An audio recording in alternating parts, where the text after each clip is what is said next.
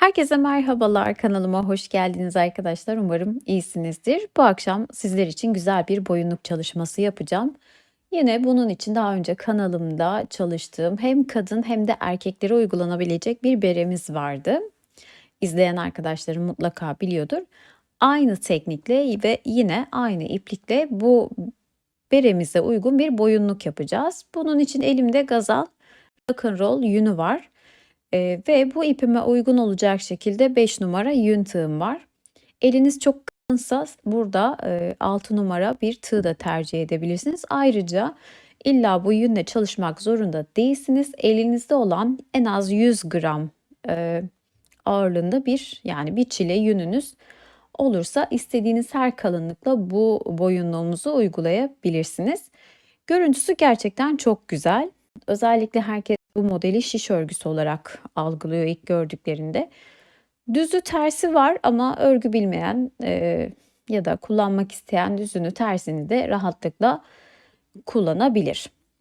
Şimdi arkadaşlar ben berimizi bu şekilde birazcık ördüm. Burada önemli olan ilmek sayısı değil. Burada önemli olan kullanacağımız ipe göre yapacağınız boyut arkadaşlar. Tabii ki ben kendi ilmek sayılarımı da vereceğim ama önemli olan buradaki eninin başlangıç genişliği. Ben 16 santim ayarında 30 zincirin üzerine kurdum modelimi. 30 zincirin üzerine kurduktan sonra bunun uzunluğu maksimum 45 santime kadar ilerleyebilir. O yüzden 22-23 santim civarına geldiğinde yarısını tamamlamış oluyoruz. Ben de şu an geldiğimde boyunluğumuzun tam yarı kısmına gelmiş oluyorum. Bu da yaklaşık 22 santim boylarında bir boyuta geldi. Evet, ben bu şekilde 30 ilmeğimi toplam 31 sıra örerek 61 ilmek olana kadar arttırdım ve sizinle birlikte ölçtüğümüz gibi bu artırmayla tam orta kısmına kadar 22 santim boylarında gelmiş oldum. Peki ben niye bu kadar santim ölçüsü de sizlere gösteriyorum? Kullandığınız ipiniz daha kalınsa belki 30 sıra örmeden de 22 santim boylarına gelmiş olabilirsiniz. Yani burada ördüğüm sıra sayısına takılmayın. Önemli olan genişliği. Ben şimdi sizlere böyle küçük bir özet şeklinde yaptığımız çalışmayı göstermek istiyorum. 6 tane zincir çektim. Yani bizim buradaki sayımız 30 adetti. Geri dönüşte de bir tane kullanacağımız için, yani tam 30 ile başlayacağınız için her zaman bir tane zinciri fazladan çekiyoruz. Ve çektikten sonra şöyle ön tarafa batarak değil de ipimizi çeviriyoruz. Arka kısmındaki bu kabarık noktalarına batarak ilmeklerimizi alacağız. Özellikle dikiş yapacağınız, karşılıklı dikiş yapacağınız örgülerinizde bu başlama tekniğini kullanın. Bakın, arkaya batıyorum, ipimi alıyorum, hemen içinden geçiriyoruz. İpimizi batırdık, ipimizi aldık ve geçiriyoruz. Kaydırma tekniği yaparak modelimizi uygulayacağız. Toplam 6 tane ilmeğim olacak. Şöyle 5 ve en son 6. ilmeğim. Burada sizin artık 30 olur, 40 olur, hiç fark etmez. Şu an geldiğimiz nokta bizim boyunda ön kısmına gelecek olan yerimiz. O yüzden bu bölümden arttıra ilerleyeceğiz. Yani şuradayız. Bu artırma noktasındayız. İlk başladığımız yerde boynumuza gelecek olan şu bölüm. Şimdi artırmayı nasıl yapıyorum? Burada 2 tane zincir çekiyorum. 2 zincirden sonra şöyle çevirdim örgümü. Bakın, bu şekilden hemen şöyle çeviriyoruz. Birinci zincir zaten dönmek için kullandığımız, buradaki ikinci zincirin içine batıyorum ve kaydırmamı yaptım. Bu 1. Dışa bakan bölümden aldım. 2. Bakın, hep çevirdiğiniz yönün dışa bakan tek taraf kısmından alıyoruz. 3. Tekrar aldım. 4. Yine dışa bakan kısım 5. Dışa bakan kısım 6. Bakın buraya geldik, 7. ilmeğimiz oluyor. Bir tane ilmek artırmış olduk. Burada ne yapıyoruz? Bakın dışa bakan kısmı aldım, bu bir. Buradan bir de ön tarafta bir bölüm var. Yine çıkıntı, oraya da batıyorum. Onların hepsini birden alıp toplam 7 tane ilmeğimizi yapmış oluyoruz. Yine bir zincir çekiyoruz arkadaşlar. Bakın bu şekilde yönümüzü çevirdik. Her döndüğümüzde bizi bakıp dışa bakan kısmından, tek taraflarından, yani şuradan alarak devam ediyorum. Bu bir. 2. Burası boyun kısmı olduğu için artırmıyoruz. Orası standart ilerleyecek. 3.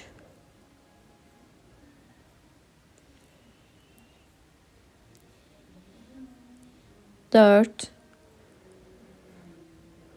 5.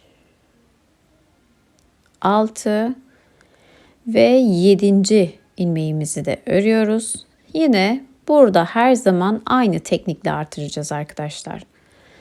2 tane zincir çekeceğiz. 1, 2, bir tanesi geri dönüşte kullanıyoruz. Diğeri artırılan ilmek olacak. Hemen ikincisine battım. Bu birinci ilmeğim. Hep dışa bakan kısımdan aldım. 2. Dışa bakan kısımdan alıyorum. 3, 4,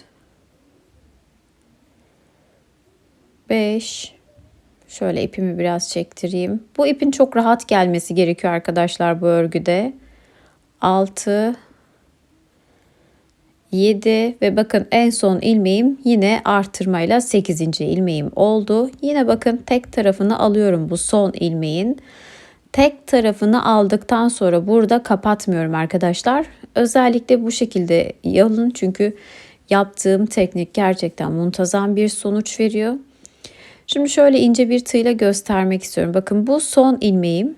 Bir de şurada bir kabarıklıklar bak. Siz ördüğünüz zaman zaten orası gözükecek. Bir de buradaki bu kabarıklığı alıyorum. Hepsini birden aldıktan sonra buradaki görüntüsü gerçekten muntazam oluyor. Bakın bu ilmeğim de şuradan kenarına alıyorum. Bir de o az önce tığ ile kabarttığım şu bölümü de alıyorum. Böyle tığınızda 3 parça ipiniz olması gerekiyor. Şöyle ayırayım, bakın görün. Üçünü birden tek seferde çıkıyoruz. Ve bu tepe kısmı gerçekten şu şekilde düzü tersi muntazam bir görüntüsü oluyor. O yüzden sizlere bu püf noktayı da özellikle göstermeye çalışıyorum. Şimdi buradan sonra yine bir tane zincir çekip alt bölüme iniyoruz. Her bölüme indiğimizde bir tane ilmek artıra dediğim gibi 22-23 santim. Ya maksimum 25 santime kadar çıkabilirsiniz. Çünkü herkesin kafa çapı farklı olduğu için 25 santim boyutuna kadar çıkabilirsiniz. Benimki yeterli oluyor. Yani kendime kullandığım için gerçekten yeterli oluyor. Benim kafa çapım çünkü 54-55 santim civarı. Bakın buraya kadar geldim. 8 tane ilmeğimi ördüm. Yine 2 zincir çekiyorum. 2 zinciri çektikten sonra birini atlayıp hemen ikincisine batıyorum. Ve devamında tüm ilmeklerimi bu şekilde örüyorum. Şu an 9 tane ilmeğimiz oldu. Özellikle 9'a kadar gelmek istedim. Neden diyeceksiniz? Şimdi artırdığınız sayılar da çok önemli arkadaşlar. Sadece santim ölçüsüne gelmeyin. Diyelim ki 22 santime geldim. Ama benim 30 tane sıram var. Olmaz. Daha doğrusu 30 tane ilmeğim var. Olmaz. Tek sayıda ortayı tamamlayın. Benim de şu an sizlere gösterdiğim 9 tane ilmeğim oldu. Oradaki bu sayı önemli. Çift sayı gittiğiniz zaman hafif yamuk bir görüntü oluyor. O yüzden tek sayıda geri dönüşe başlayın. Bakın buraya kadar geldim. Şöyle düz kısmını da çevireyim. Özellikle size göstereyim. Bu arada burası için neden bu kadar geniş diye düşünmeyin. Çünkü biz bunu ikiye katlayarak kullanacağız. Yani ben buradaki sayıyı daha geniş yapmak istiyorum diyorsanız boynunuzun ölçüsünü alın. Ben o şekilde çıkarttım. Boynumun ölçüsü toplam 8-10 santim boylarındaydı. Ben bunu 2'ye çarptım. Olur da sizin daha geniş bir boynunuz vardır. Bunu 2'ye çarpıp o santim boylarında zincirinizi çekebilirsiniz. Artı kafa çapımın size 55 santim olduğunu söyledim. Ama baktığınızda yarıya kadar biz sizinle birlikte 22 santim boyu olduğunu görmüştük. Bunu esnetmeden söylüyorum arkadaşlar. Bu örgümüzü esnettiğinizde 25-26 santime kadar çıkıyor. Tam yarı bölümü, zaten diğer yarısı da o kadar geleceği için kafadan rahat bir şekilde geçmesi gerekiyor. Yani bir bere boyutunda olması gerekiyor. Buraya kadar geldiğimde ben 31 sıra ördüm ve toplam 61 tane ilmeğim oldu arkadaşlar. En son ördüğüm ilmek 61. Buraya kadar geldiğinizde şöyle sayın sayılarınızı. Sıranızla sayılarınız aynı olması gerekiyor. Buradaki sayımız tek püf noktası tek sayıdan oluşması gerekiyor. İlla 61 sıra yapmak zorunda değilsiniz. Tek sayı olduktan sonraki dönüş daha güzel oluyor. Çift sayıda dönerseniz hafif bir eğimlik, yamukluk oluyor arkadaşlar. Şu şekilde bakın dönüşü nasıl yapıyoruz. Yine 9 tane ilmeğimiz vardı bu küçük parçada. Bunun 8 tanesini öreceğim artık. Çünkü nasıl tek tek arttırdık her sırada.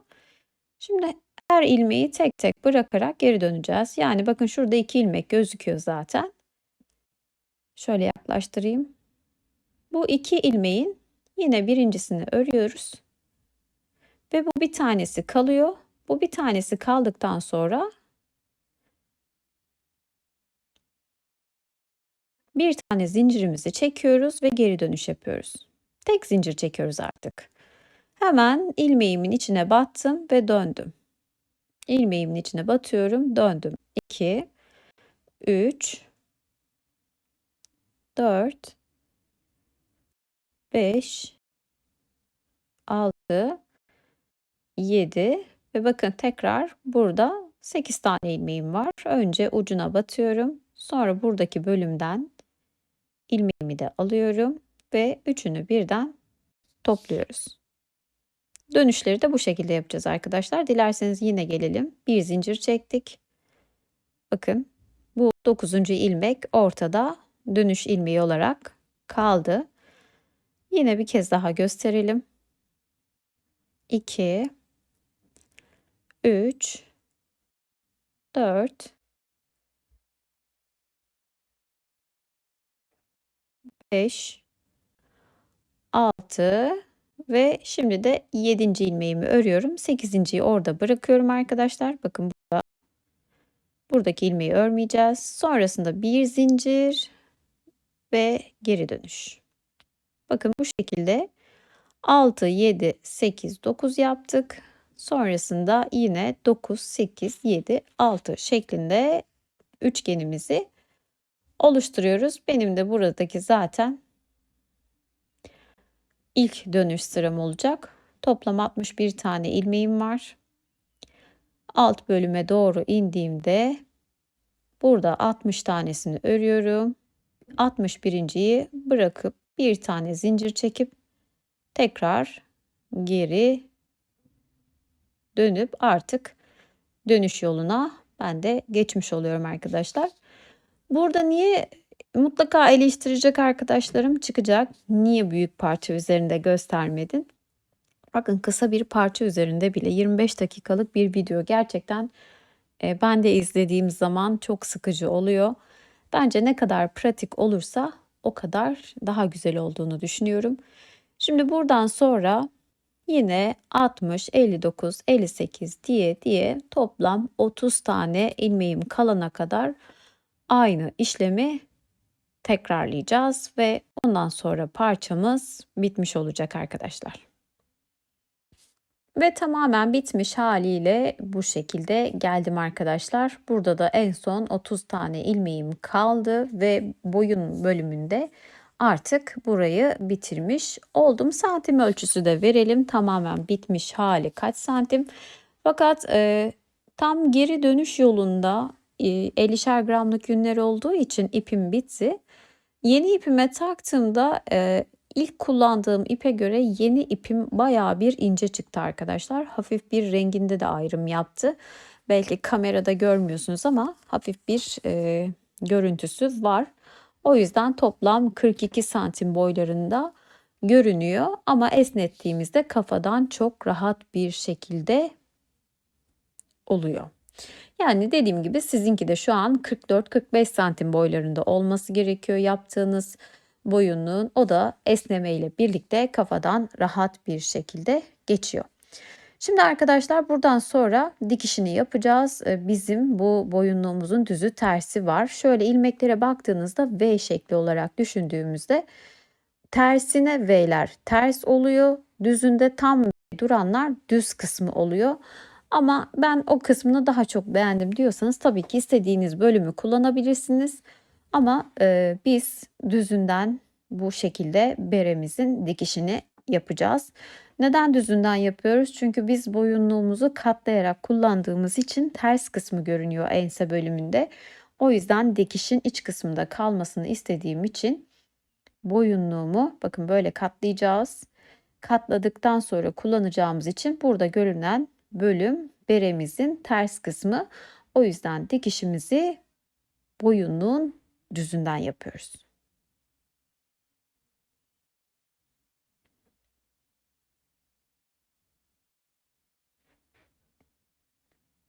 Dikişini nasıl yapıyoruz? Burada bir tık daha ince bir tığ alıyorum arkadaşlar rahat alınabilmesi için.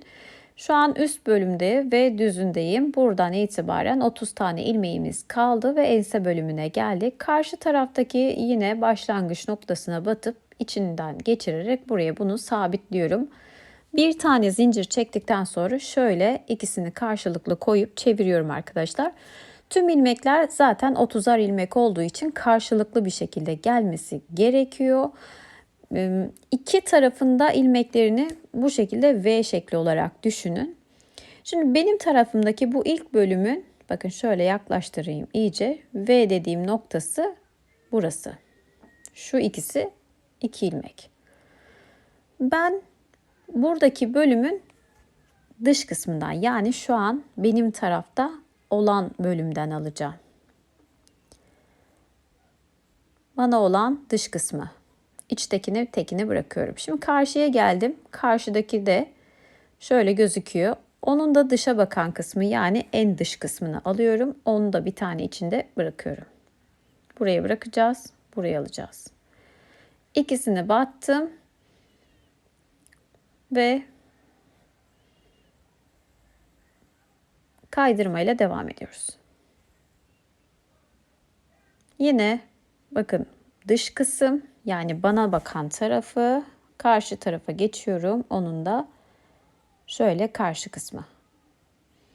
Yani şöyle düşünün 4 ilmek yan yana hepsinin en dış kısımlarını alıp orta kısımda 2 tane ilmeği yan yana bırakıyoruz. Yine bakın buradan ve onun karşısındaki şuradan. Aldım, kaydırdım. Dış kısım, onun karşısındaki dış kısım aldım.